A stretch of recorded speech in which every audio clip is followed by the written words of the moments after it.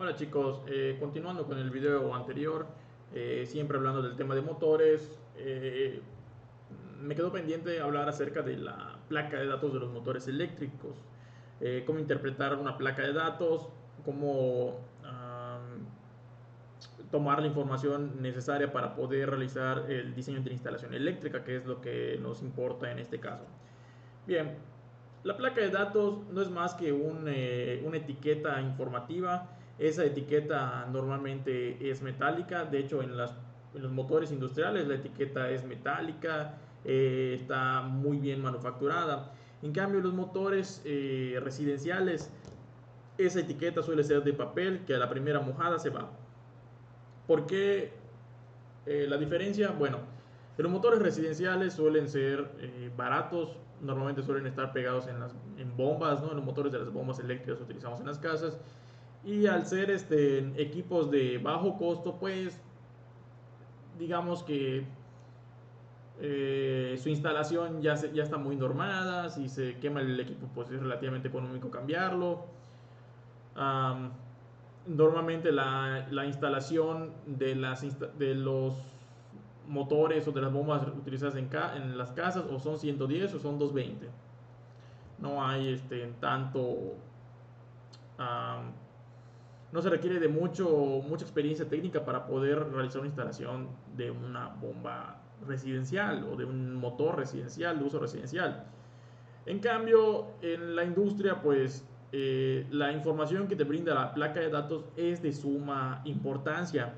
Cuando el equipo, por ejemplo, en algún momento se quema o se descompone, pues es necesario utilizar la placa de datos para ya sea cambiar el equipo por uno igual, uno parecido, o para poder realizar alguna operación de mantenimiento. Acá en la foto tenemos, en la presentación tenemos diversas fotos con placas de datos de diferentes marcas: Siemens, Franklin Electric, Alren y este de Metal Corte. Bueno, ah, eh, para poder explicar todo el contenido de una placa de datos voy a mostrarles en una diapositiva un poquito más adelante una placa de datos de un motor Siemens GP100, el cual es un motor muy común utilizado hoy en día y es una placa un poquito más moderna, un poquito más estética, pero trae la misma información que estos mismos motores. Entonces, sea cual sea el motor que estén utilizando en sus procesos, pues la placa que les voy a explicar les va a poder funcionar para poder interpretar los datos eléctricos. Esto es una placa de un motor US Motors, de una bomba de agua cuyo motor es manufacturado por US Motors. Es una marca americana, pero en este caso pues está hecha en México, ¿no? No sé si lo sepan, pero México manufactura una gran cantidad de motores eléctricos. ¿Por qué? Pues porque en México tenemos minas de cobre. En México tenemos todos los recursos, toda la materia prima, los recursos naturales para poder manufacturar motores eléctricos. Entonces, esa es una de las razones principales por la que en México se produce una gran cantidad de motores eléctricos de las más grandes marcas a nivel mundial, como lo son Siemens, BEG, US Motors, um, y otras más económicas. Pero bueno, le repito, somos un país productor de motores eléctricos a nivel mundial. Bueno, en esta placa de datos solo quiero mostrarles algo muy importante. No sé si alcanzan a percibir que las letras están como que con un relieve. La placa de datos en los motores eléctricos industriales son metálicas. Es una chapa metálica que está unida al motor. Está como que, ¿cómo se dice? Remachada al motor. Esta placa de datos tiene toda la numeración, toda su información en forma de relieve. ¿Por qué la información se muestra en forma de relieve? Pues precisamente por algo que le hicieron a este motor. Ese motor lo pintaron y cuando lo pintaron por mantenimiento cubrieron el motor y, pues bueno, eso hace que cuando tengan que revisar la placa de datos pues tuvieron que retirarle este material, la pintura, ¿no?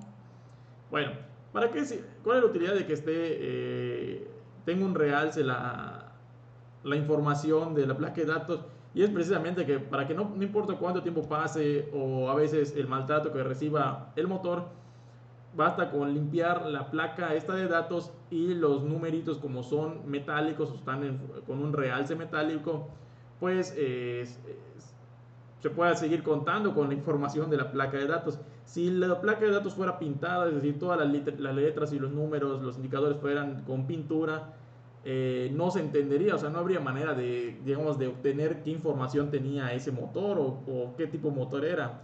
Entonces van a observar que muchas placas de datos, su información la tiene como que con una especie de relieve, realce, o o en lugar de un relieve tienen, está como que comido el material o la placa. Bien, esta es una placa de datos de un motor ya un poco más moderno, de los que se utilizan hoy en día, de la marca Siemens. Siemens es una empresa alemana. Es una empresa alemana y es uno de los mayores productores de motores eléctricos en el mundo. Yo diría que después de Siemens quizás está WEG. Se escribe como W-E-G. WEG es una marca brasileña, pero es muy buena. Es igual, son motores con muy buen desempeño y a un costo inaceptable. Yo diría que se da la talla con Siemens. Es un poco más costoso Siemens, pero la verdad, para mí son igual de buenos. Bueno, vamos a ir entendiendo cada una de las partes de información que tiene esta placa de datos. Primero que nada, esto que dice acá, tipo GP100, es de la empresa, es decir, se refiere a Siemens. Es un código que le tiene puesto Siemens a este tipo de motores. GP100 de hecho es un tipo de motores que hace referencia a este armazón. Es un motor GP100 que para Siemens cumple con ciertas normatividades, que es un motor cerrado, es decir, no existen corrientes de aire que pasen por el motor, cumple con ciertas especificaciones técnicas. El motor de hecho puede funcionar a la semi-intemperie, se puede mojar en una lluvia y poder seguir trabajando como si nada. No es un motor de intemperie como tal, es de semi-intemperie, es decir, puede estar medio mojándose, medio dándole el sol, no le pasa nada, pero no puede funcionar completamente eh, bajo la lluvia. Eh, bueno, entonces esto de GP100 hace referencia al cómo ubicar el motor, pero quizás en la página de Siemens, en sus catálogos. Acá hay dos informaciones muy importantes, número de parte y número de serie. Eh, el número de parte se utiliza para ubicar el motor en el catálogo de Siemens. Si ustedes buscan en Siemens y teclean esto, ¿qué es lo que va a ocasionar? Que les va a mostrar este motor, el motor al que hace referencia esta placa de datos. El motor para Siemens, como Siemens manufactura un montón de equipos, pues a este equipo le tiene asignado un código, ¿correcto? Entonces este código es de la empresa, no tiene nada que ver con las características del motor. 1LE22, bla, bla, bla, bla, bla, es de Siemens, ¿correcto? Ahora, el número de serie del motor hace referencia normalmente hace referencia a qué número de motor ha producido Siemens. Dentro del motor de parte tal, ha producido quizá 1 millón de motores, 2 millones de motores igualitos. Entonces el número de serie hace referencia a qué número de motor es este. De todos los que ha producido Siemens, qué serie de motor es este, o de qué lote de motores salió este motor eléctrico. Y para eso es este número de serie, que es un número alfanumérico. Bien, esto del armazón. El armazón dice ARM, se refiere al armazón del motor 145T. Esto sí está normado. Esto no lo dice necesariamente Siemens. Debe de cumplir con ciertas características que le dictan otros organismos. Si bien puede tener características particulares de Siemens, detalles en su estética del motor, el armazón sigue ciertas normas, principalmente americanas, a veces europeas. ¿Qué es eso del armazón? Bueno, yo puedo tener dos motores Siemens que los puedo ver exactamente iguales. Los veo exactamente iguales desde el exterior, es decir, físicamente los veo del mismo tamañito, del mismo color, giran a la misma velocidad, se ven realmente igualitos, pero internamente el embobinado es distinto. ¿Qué significa eso? Que dos motores que físicamente pueden parecer igualitos, en realidad puedan tener diferente potencia. La potencia, que en el caso de los motores se mide en caballos, normalmente o coloquialmente en el argot se mide en caballos de fuerza: un caballo, dos caballos, tres caballos, cinco caballos, 10 caballos, etcétera. Pues podemos tener dos motores que los vemos igualitos, pero pueden tener diferente fuerza o diferente potencia. Entonces, el armazón hace referencia a la estructura de aluminio o de acero que guarda los embobinados, el eje y demás componentes internos. Entonces, el armazón, cuando decimos armazón 545T, se refiere a la estructura del motor, la estructura externa del motor. Entonces, puedo tener diferentes motores que todos son armazón 145T, pero tienen diferente potencia o diferentes características internas. ¿Correcto? Entonces, el armazón es solamente la parte externa, la carcasa.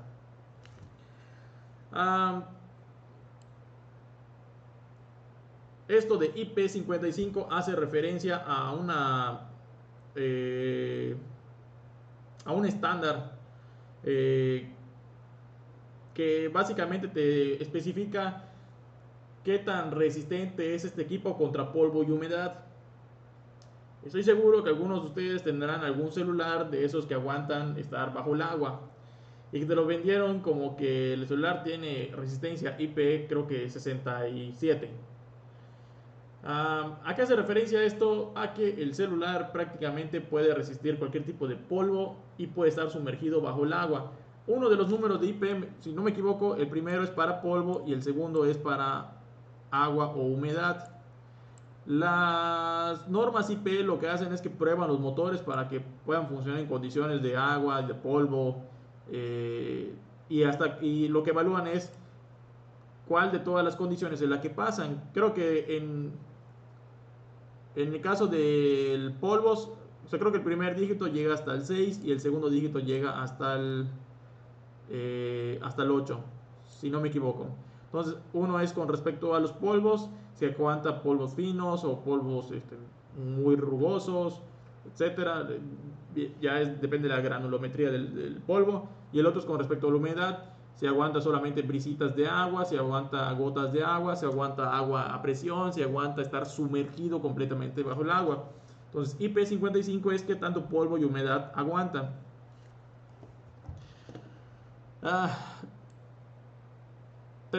Este 3pH se refiere a tres fases, ¿correcto? Tres fases se refiere a los tres hilos que lo alimentan. Es un motor trifásico.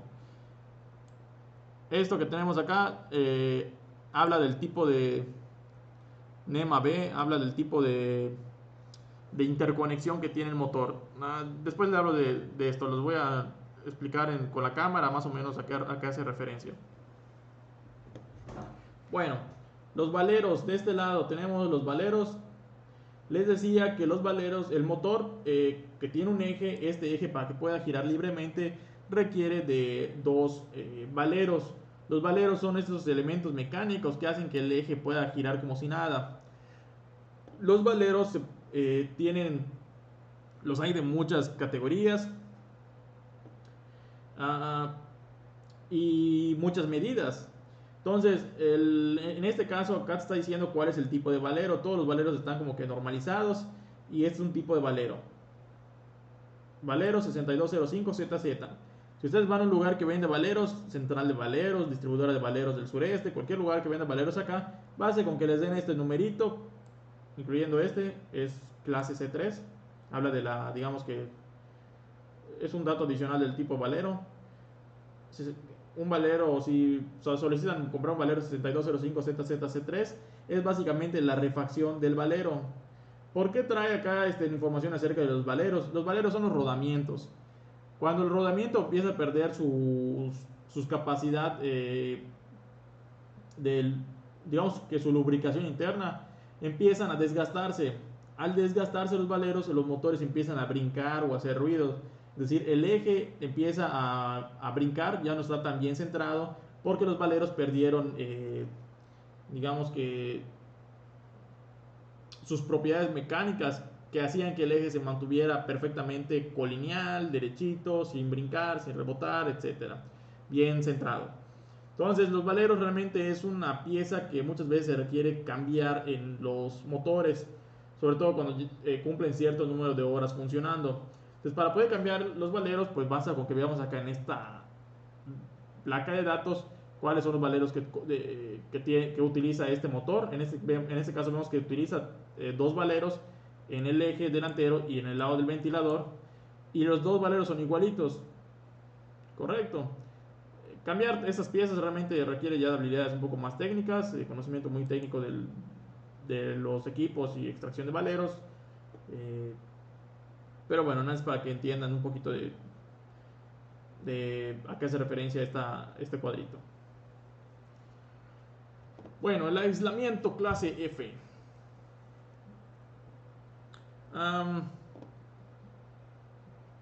Esto del aislamiento hace referencia a los plásticos internos que tienen los devanados, es decir, el conjunto el devanado o el conjunto de cables o bobina de cables que se encuentran dentro de los motores, internamente tiene una especie de plásticos o accesorios que fungen como aislantes, es decir, evitan que de repente el devanado esté en contacto directo con las partes metálicas del motor para que estos hagan un cortocircuito. Estos aislantes, dependiendo de la calidad, dependiendo de su acción dieléctrica, que es básicamente qué tanto aislante o qué tan aislantes son contra altos valores de tensión, y que puedan mantener sus propiedades pues, dieléctricas. Hay una codificación de los aislantes y es numérica. Pueden buscar tipos de aislamientos de cables tipos de clasificación de aislamiento, y van a encontrar ahí que es una clasificación alfabética: A, B, C, D, E, F. Entonces, dependiendo de la letra, es una temperatura y un voltaje que pueden soportar estos aislamientos. Cuando se supera esa temperatura o cuando se supera ese voltaje, esa tensión, el aislamiento empieza a perder su propiedad eléctrica y empieza a comportarse como un conductor. Eso implica que se puede terminar quemando el motor, puede terminar habiendo un cortocircuito. Acá esta temperatura ambiental se refiere a cuál es la temperatura a la que se recomienda operar el equipo cuando mucho, 40 grados centígrados. ¿Qué pasa si el motor está operando en un lugar donde la temperatura es superior a 40 grados centígrados? Pues la capacidad del motor de enfriarse empieza a disminuir, y eso implica que se va a empezar a calentar de más, y eso implica que el motor pudiera llegar a sobrecalentarse y eventualmente quemarse. No significa que necesariamente si está operando 45 grados se me va a quemar mi motor. Lo que hay que tratar de buscar es que el motor, sea cual sea el trabajo que está haciendo, pues tratar de monitorear su temperatura y verificar si realmente va a poder trabajar a las condiciones a las cuales lo estamos sometiendo. Esto de 40 grados centígrados es como que, bueno, 40 grados centígrados operándolo con su máxima potencia. ¿Correcto? Si ustedes no están utilizando su máxima potencia de este motor, que es de caballo y medio, pues podrían estarlo operando a una temperatura un poquito más grande. No es recomendable, la verdad no es recomendable. Hay que tratar de trabajar con los límites que me está diciendo la placa de datos. Pero bueno, entonces, temperatura ambiente recomendada máxima a la que debe trabajar este motor. Esta INTEP se refiere a la temperatura interna. Lo que pasa es que los motores, cuando están trabajando, están realizando un trabajo, están encendidos, se van a empezar a calentar por dentro. La temperatura interna a la que debe trabajar el motor no debe exceder los 90 grados centígrados. 90 grados centígrados quema. Entonces, obviamente estamos hablando acá de un motor que se siente muy caliente. Esta temperatura es la que puede llegar a alcanzar inclusive en la superficie del motor. Si ustedes tocan el motor, este motor puede llegar a estar a una temperatura de 90 grados centígrados. Lo que me está diciendo esto es que si el motor, cuando tú lo tocas, tiene una temperatura de más de 90 grados centígrados, el motor ya corre el riesgo de quemarse. ¿Correcto? Entonces, temperatura ambiente es la temperatura recomendada en el ambiente. Esta temperatura se refiere a la temperatura interna o inclusive de la superficie del motor. No debe de exceder nunca de los 90 grados centígrados.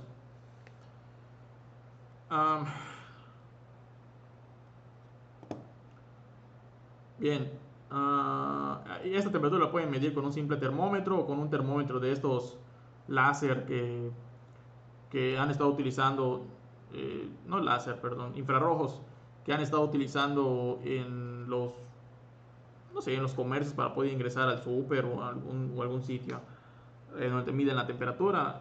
Con esos mismos termómetros se puede medir la temperatura de un motor, y si ves que en su operación normal está excediendo los 90 grados centígrados, significa que está operando de forma peligrosa. Si está operando a 85 o a 80 grados centígrados, aunque tú lo sientas muy caliente, tu percepción sea que está hirviendo el motor, pues simplemente no se excedieron sus limitaciones para las cuales fue diseñado. Tú confía en que el motor va a poder trabajar como si nada. Simplemente fíjate en su placa de datos. Después,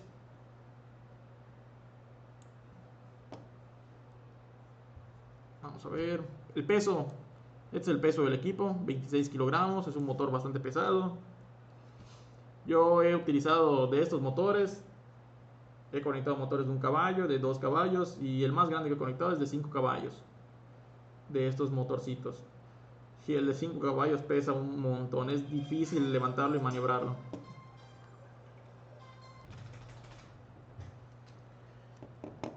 Chicos, ahora el siguiente pedacito. Servicio continuo. ¿Qué significa esto de servicio continuo? Significa que este equipo puede estar encendido todo el año sin parar y no le va a pasar absolutamente nada. Sobre todo las industrias que a veces trabajan 24/7 sin parar, pues es uno de esos equipos adecuados para ser usados en aplicaciones severas. Servicio continuo puede ser usado sin parar. Eso que aparece acá, FP, se llama factor de potencia. Después hablamos de esto. Igual acá de la eficiencia. Vamos a hablar de este pedacito que dice acá CP. Esto es la potencia del motor, los caballos, ¿sí? En inglés aparece como HP, y en las hojas, en las fichas que están, o placas de datos que están en español, aparece como CP, correcto, pero en ambos se refiere a los caballos de fuerza, o caballos de potencia, ¿no? Bueno, en este caso es 1.5 caballos. Recuerden que un caballo es igual a, que son 743 watts, correcto, un caballo es igual a 743 watts. Bueno, después acá tenemos la velocidad del motor, 1740 revoluciones por minuto. Aparece esto como min a la -1, correcto, es revoluciones por minuto, es lo mismo, solo que está en otra expresión. 1740. Esto que aparece acá es la velocidad real del motor. Este es un motor de tipo jaula de ardilla. Bueno, es un motor de inducción, de tipo jaula de ardilla, trifásico. Les había comentado que los motores de inducción o asíncronos no giran a la velocidad real de giro del campo magnético. En este caso, un campo magnético debería estar girando. Acá tenemos un motor que le llaman de velocidad baja, que en realidad debería estar girando a 1800 revoluciones por minuto. No gira necesariamente esa velocidad, siempre van a girar un poquito más lento. En este caso está girando a 1740. Cuando tú pides un motor, por ejemplo, de 4 polos, como es un motor de 4 polos, un motor de 4 polos siempre va a girar a 1740, 1750, 1760, 1730, depende de la marca del motor, correcto. O a veces el mismo motor, o sea, de la misma marca van a encontrar dos motores Siemens de diferente tipo, que es la misma potencia, es el mismo, son de 4 polos, pero giran un poquito distinto, ¿no? 1740, 1750, correcto. Acá lo que trae la placa de datos es la velocidad real que va a tener ese motor, pero esa es la velocidad libre, sin ninguna carga. Cuando le asignan una carga, es decir, ese motor ya está moviendo algo, va a girar siempre un poquito más lento aún, correcto. Bueno, después acá ya viene la parte importante, que es la de la tensión y la intensidad del motor o el amperaje. Y ahí está acá. Y para explicar esto me voy a ir mejor a mi hojita de papel, a la cámara. Vamos a ver, la tensión ahí dice, a ver, voy a copiar rápidamente. Bien.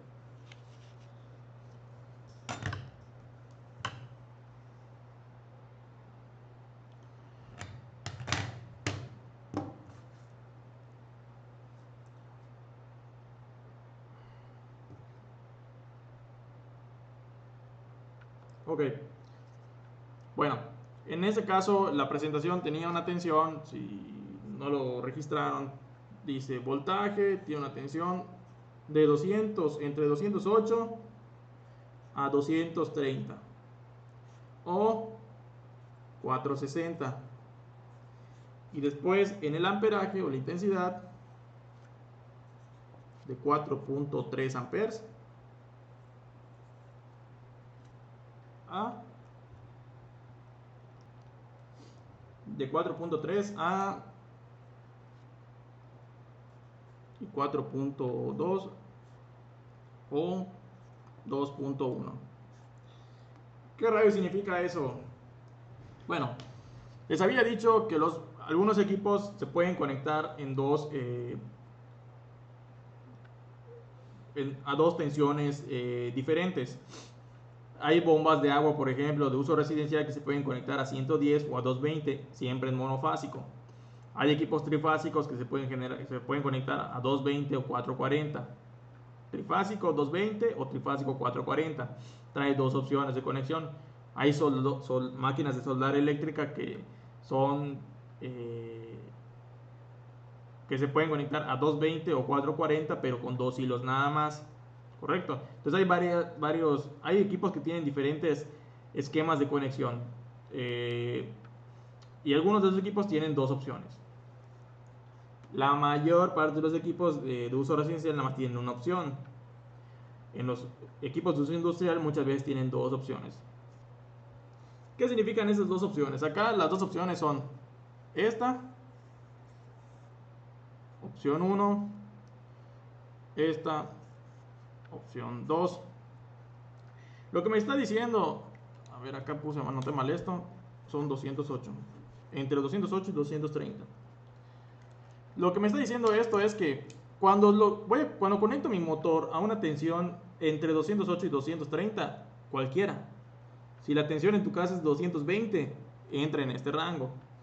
Si conectas tu motor en una tensión en este rango, pues el amperaje que va a consumir va a ser este. ¿Correcto? Entonces, este es para la primera configuración.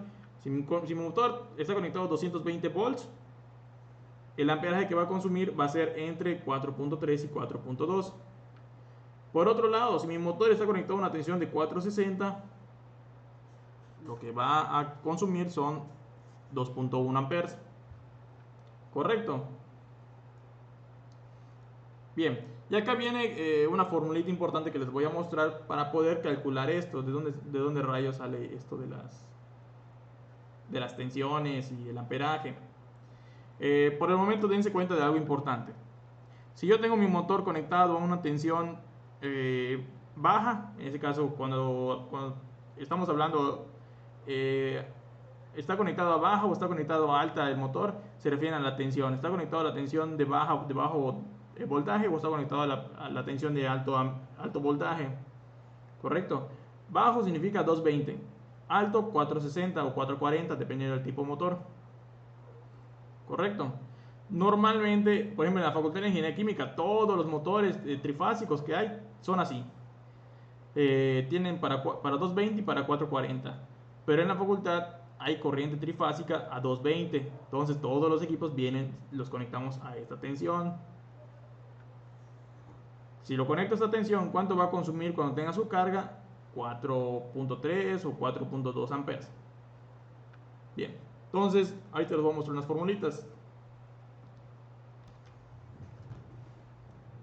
Bien, la formulita que les quiero mostrar es relativamente sencilla y se utiliza para relacionar la potencia que sale al eje.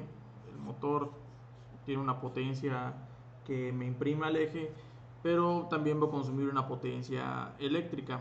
La potencia que sale al eje le vamos a llamar potencia al eje o PE, y la potencia eléctrica que va a consumir vamos a llamarle potencia consumida. Para calcular esta potencia podemos utilizar una de dos fórmulas. La potencia consumida o la potencia eléctrica a la que vamos a pagar en nuestra factura eléctrica se calcula idealmente con esta fórmula: potencia al eje entre el factor de potencia por la eficiencia. En el caso del motor eléctrico tenemos ahorita, vamos a regresar, pero tenemos una potencia al eje que es de 1.5 caballos, 1.5 HPs. Lo pasamos a watts multiplicándolo por 746 watts por HP. El factor de potencia que tenemos en nuestra placa de datos es de 0.773 y la eficiencia es de 0.865. Esto nos da que el costo va a ser de, vamos a ver, 1.5 por 746 entre 0.773 entre 0.865. La potencia que me va a consumir en total va a ser de 1673 watts. 1673 watts. Correcto. Existe otra fórmula para poder calcular esto, y es que potencia consumida será igual que la potencia eléctrica por raíz de 3. Esto que es lo mismo que voltaje por amperaje por raíz de 3.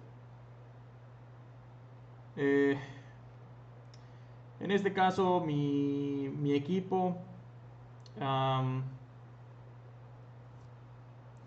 acá la parte importante es que finalmente yo tengo de datos de placa de motor esto de potencia eléctrica, ¿no? Que dice que la potencia es de, perdón, la potencia al eje o a la flecha es de 1 caballo y medio, o sea 1.5 por 746. Si lo multiplico por la raíz de 3 me va a dar 1.5 por 746 por raíz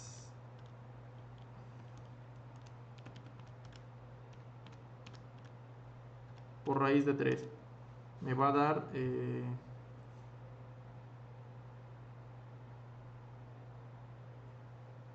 1938.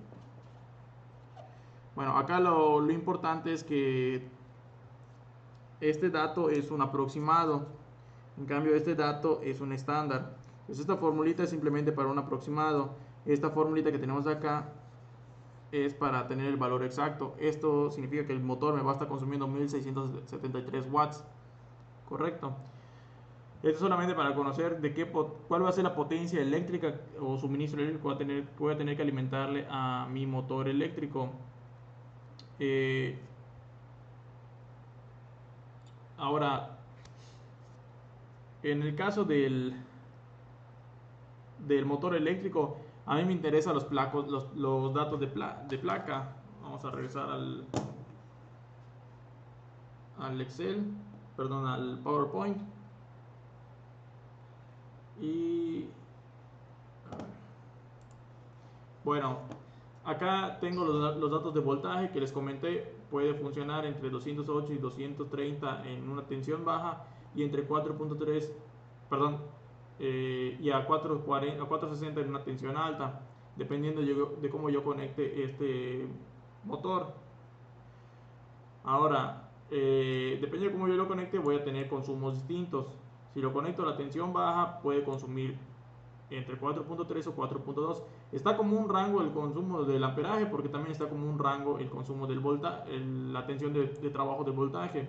Eso que parece como un rango significa que el motor podría trabajar, si así le des una tensión de 208 volts o le des una tensión de 230 volts, el motor va a trabajar sin ningún problema. El problema es cuando ya te excedes o tienes una tensión inferior. Cuando sucede eso, estás corriendo el riesgo de que el motor se queme y no esté trabajando en condiciones óptimas. Acá esto Hz es la frecuencia con la que trabaja, la frecuencia de la corriente, que en México ya sabemos que es 60 Hz, entonces se puede utilizar en México.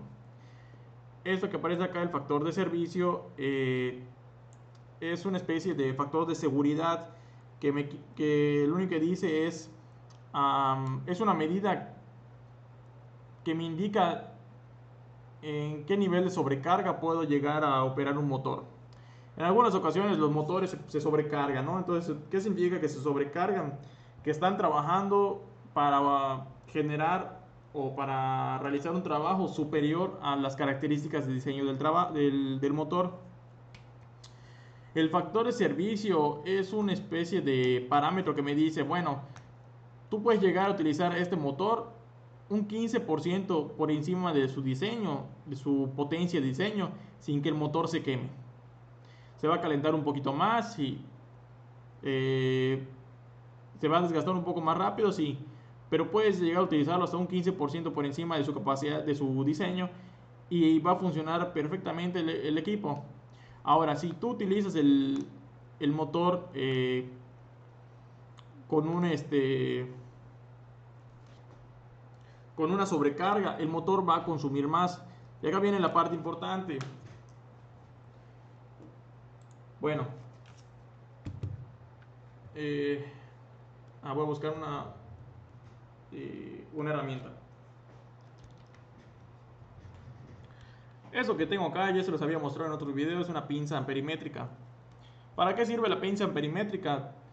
Es un equipo que, por ejemplo, cuando yo tengo un cable, suponiendo que tengo un cable, o esto mejor, es una pastilla que tiene conectado un cable que alimenta un motor, ¿no? Estos equipos, las pinzas amperimétricas, sirven para poder medir qué cantidad de amperaje está pasando por este hilo. ¿Cómo lo mide? Basta con que yo encierre el círculo, el cable, yo lo bordeo con esta pinza, literalmente así. Con que pase dentro de este arillo, el multímetro me va a arrojar una medida del consumo del amperaje. Por ejemplo, en este caso, esta pinza me puede dar mediciones de amperaje desde 2 hasta 600 amperes. Si yo creo que el amperaje que voy a medir está entre 2 y 20 amperes, lo coloco en esa posición y leo. Correcto, acá no estoy metiendo esto en ningún lado, por lo tanto no voy a medir nada. Si veo que está por encima de los 20 amperes hasta un máximo de 600 amperes, lo coloco en este lugar y puedo colocar mi pinza alrededor del cable y leo nada más. No tengo que hacer nada, realmente no tengo que pelar cable ni nada, no tengo que conectar ninguna terminal ni nada. Basta con que yo encierre la terminal y listo, va a estar consumiendo. Para hacer esto tengo que hacerlo de forma individual, es decir, de una fase. No puedo agarrar y, por ejemplo, en este caso que tengo dos fases distintas, pero que están conectadas al mismo equipo, si yo coloco los dos hilos acá y mido, no me va a medir absolutamente nada. Porque el principio de funcionamiento de esto es que lo que está haciendo es medir la corriente que pasa por uno de estos hilos. Recuerden que la corriente va en un sentido y regresa, va en un sentido y regresa. Entonces, si yo tengo un hilo acá, la corriente es una especie de puente. Está yendo en un sentido primero para acá y está regresando para acá. Y cuando la tensión cambia de polaridad, el flujo de electrones va en sentido contrario. Va por acá y luego regresa por acá. Si yo mido así dos cables a la vez, la corriente se anula. ¿Correcto? Cuando son diferentes hilos, fase 1 y fase 2, la corriente se va a anular y me va a marcar acá 0. Entonces yo tengo que medir de un hilo en un hilo, por ejemplo así. Mido la corriente y listo, acá me va a aparecer una medida. Ya después de mostrar un video donde hago una práctica de esto, para que se den una idea. Entonces acá me va a decir cuál es la corriente que va a consumir mi equipo. Cuando yo hago este ejercicio en un motor eléctrico, supongamos que tengo un motor eléctrico que no está conectado a nada. Cuando el motor eléctrico no está conectado a nada, el amperaje que yo vaya a leer en esta pinza va a ser inferior al amperaje que yo leo acá. Por ejemplo, supongamos que yo tengo mi motor conectado a 208 volts. El amperaje que debe consumir según esta tablita o esta ficha de datos es de 4.3 amperes. Pero si yo hago el ejercicio de conectar el motor y todo a la corriente eléctrica, lo enciendo sin ponerle una carga al eje, sin conectar el eje a nada, que gire libremente el eje. Si yo mido el amperaje con mi pinza amperimétrica, la pinza me va a marcar menos de 4.3 amperes, me va a marcar 3.7 por ejemplo. ¿Qué significa esto? Esto es es algo sencillo, simplemente al eje del motor no le tengo asignada ninguna carga. Eso hace que cuando yo conecte mi pinza a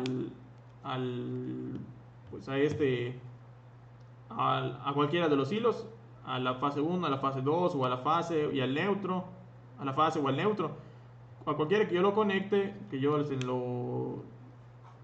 pase el hilo de esta manera, el multímetro me va a marcar 3.7 por ejemplo, va a marcar menos. ¿Qué significa esto? Pues que el equipo como no está realizando ningún trabajo adicionalmente que el hecho de girar su eje, pues está consumiendo menos corriente para la cual fue diseñado. Los motores están diseñados para que generen una cantidad de trabajo. Si no están generando esa cantidad de trabajo, realmente están consumiendo menos energía que la que marca la ficha técnica o la tabla de datos, la placa de datos. Si yo agarro y de repente, y es una práctica que hacemos en este curso normalmente, y agarro una tabla, enciendo el motor y trato de frenar el eje con una tablita, van viendo que de la nada el valor en el amperaje, este valor, ahí tiene su ahí, empieza a incrementar.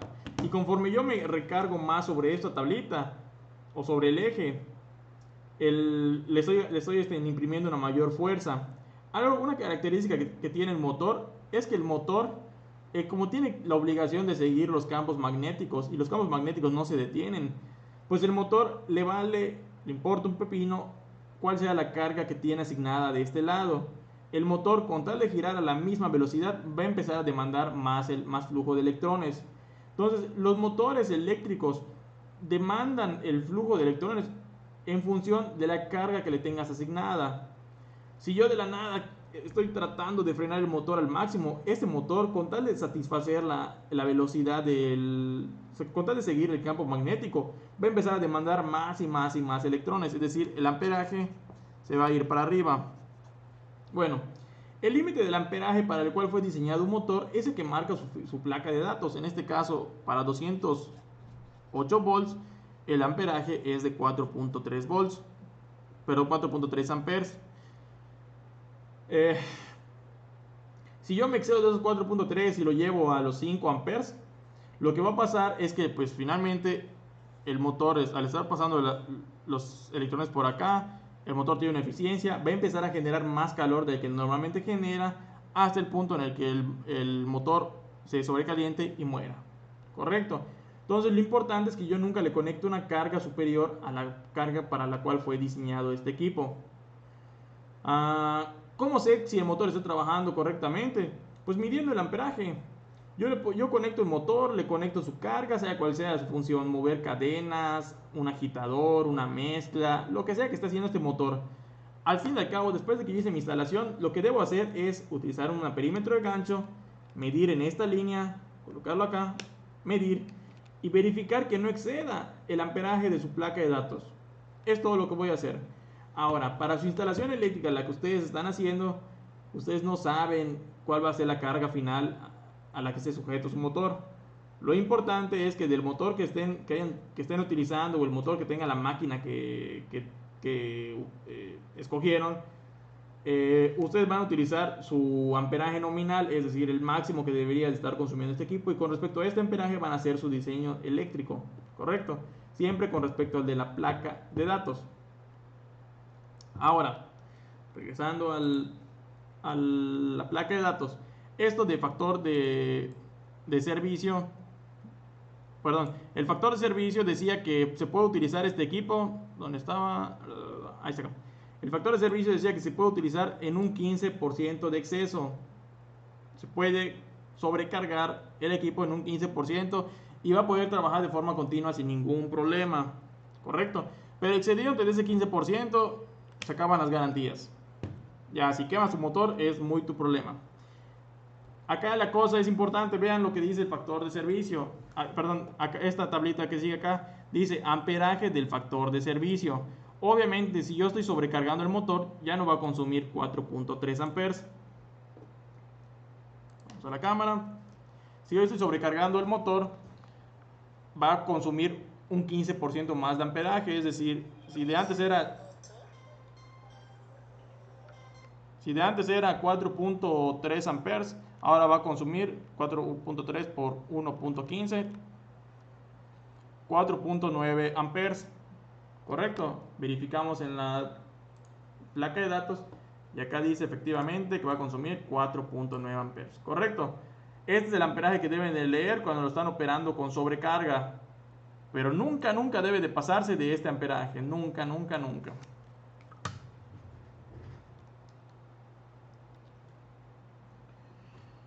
Bueno, el siguiente parámetro, este que es de potencia, es exactamente el mismo que este, solo que este está en HPs y este está en kilowatts. Vamos a revisarlo. 1.5 HPs por 746, perdón, 1119. Regresamos y acá que dice 1119. Esta potencia, siempre la potencia de un motor hace referencia a la potencia del eje, la potencia que te va a brindar de trabajo, no es lo que va a consumir, ¿correcto? Potencia que te va a brindar de trabajo. Bueno, después viene, acá está lo de la eficiencia y factor de potencia. Estos dos parámetros, la manera de obtenerlos, la verdad que no es importante en este curso, no tiene realmente, digamos que la teoría detrás de estos dos numeritos es cosa de ingenieros eléctricos, ¿correcto?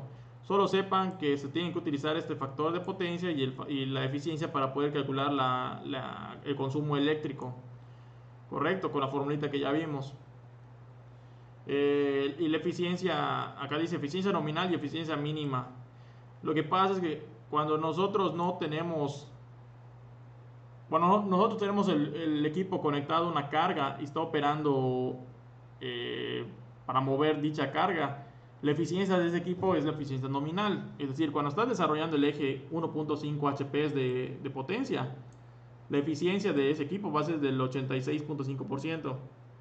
Pero cuando no está operando nada, cuando está girando libremente, la eficiencia del equipo es del 85.5%. Es menos eficiente. O cuando el equipo tiene asignado una carga muy pequeñita, está moviendo un ventiladorcito o lo que sea que esté moviendo el motor, su eficiencia va a ser menor. ¿Qué significa eso? Que desperdicias más energía eléctrica. Bien. Y ahora sí que el último dato. Esto de que está acá abajito.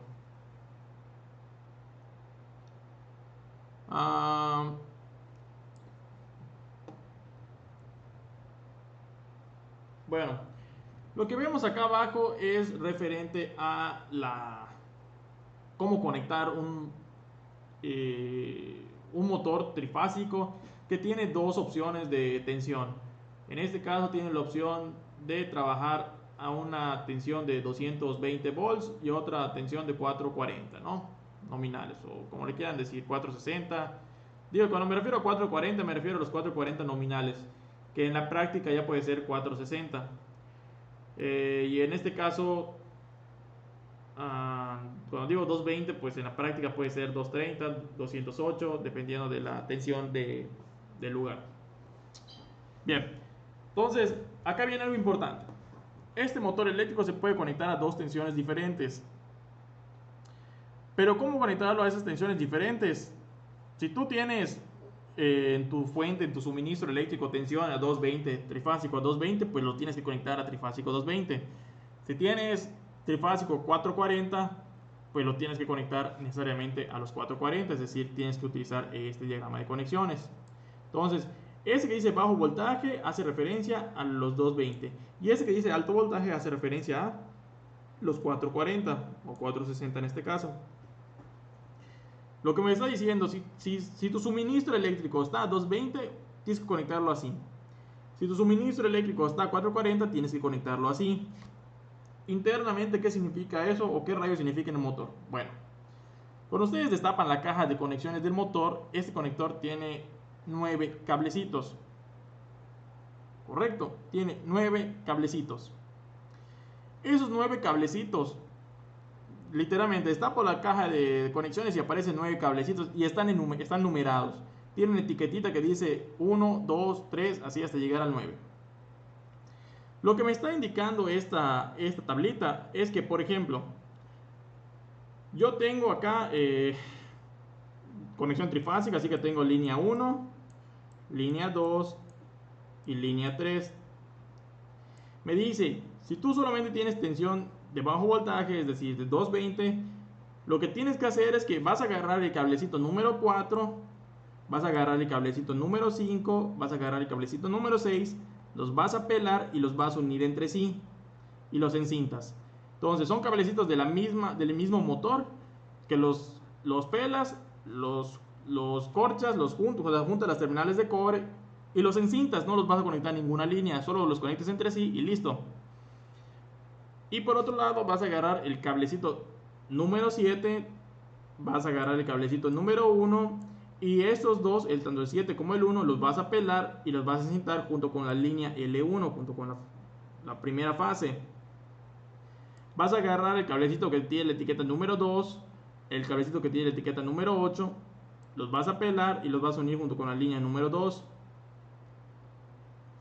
Físicamente no existe línea 1, línea 2 y línea 3, ¿correcto? Es indistinto. O sea, ya sea que sacaste la línea 3, sacaste la línea 2, sacaste la línea 1, no importa. Lo que importa es que entre L1 y L2 hay 220, entre L2 y L3 hay 220 y entre L3 y L1 hay 220. ¿Correcto? No es que físicamente existe la línea 1, 2 y 3. Sabes que hay 3 líneas distintas. Y finalmente acá dice, agarras el cablecito número 9, lo unes con el cablecito número 3 y este lo conectas a la tercera línea. Bien, conectándolo de esta manera, el motor va a funcionar con corriente 220, porque tu suministro en este caso es 220. Tienes suministro 220, tienes que conectarlo de fuerzas así.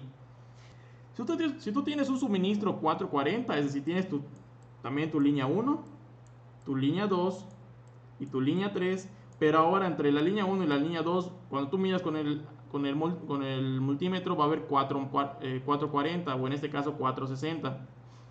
Si mides entre L2 y L3 va a haber 460 y si mides entre L1 y L3 nuevamente 460.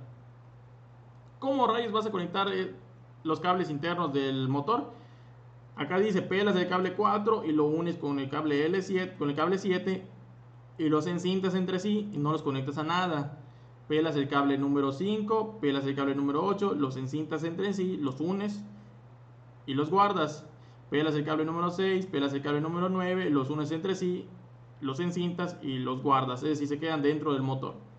Y el cable que está con número 1 lo conectas con tu primera línea, el cable que está con número 2 lo conectas con tu segunda línea, el cable que está con el número 3 lo conectas también directamente sobre tu tercera línea. Y se acabó. Y así es como para cuando tienes una tensión 440 entre línea y línea, vas a tener que necesariamente conectar así tu motor. Y si cuando tienes una tensión de 220 entre línea y línea, vas a tener que conectar tu motor necesariamente de esta forma. Si los inviertes, muerte, vas a quemar tu motor. Bueno, esto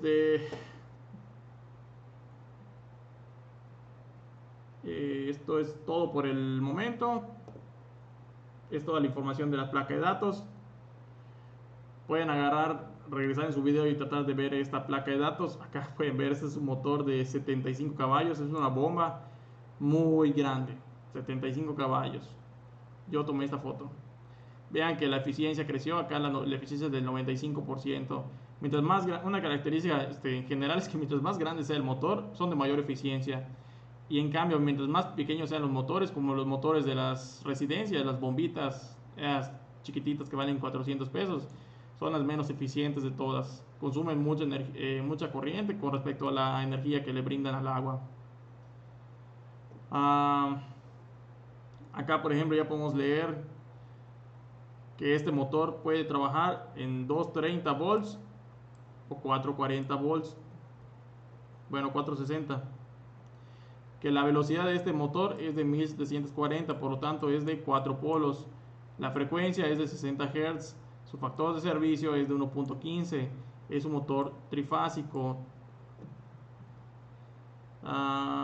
Su factor de potencia es del 85.3%. Su aislamiento es clase F, igual que el anterior motor. La temperatura ambiente máxima va a depender de la tensión de trabajo. 40 grados centígrados y 30 grados centígrados. Lubricación, que se debe colocar grasa.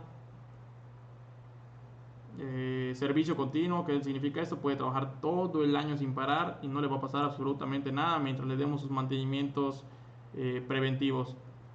El amperaje que va a consumir a 230 va a ser 174 amperes, y a 440 o 460 a 87 va a consumir 87 amperes. Es un motorzote este.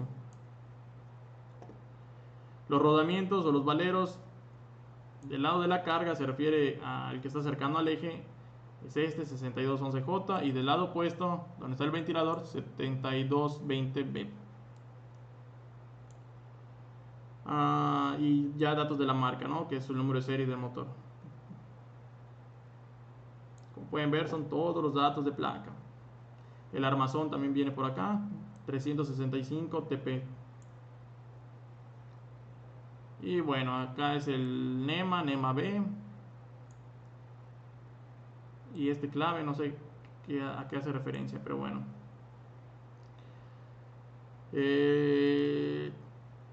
Bueno, listo. Con esto creo que cubrimos todos los datos de placa, de motores. Pueden revisar cualquier otra placa de los motores que vayan a utilizar y van a encontrar más o menos la misma información. Puede ser que encuentren hasta un poquito menos de información. Bien, chicos, ya es una hora de video. Nos vemos en el siguiente video. Espero les haya servido esta información. Para mí es de las más importantes. Sé que fue así medio engorrosa, pero es de suma importancia lo que es todo el tema de motores eléctricos. Nos vemos en el siguiente video.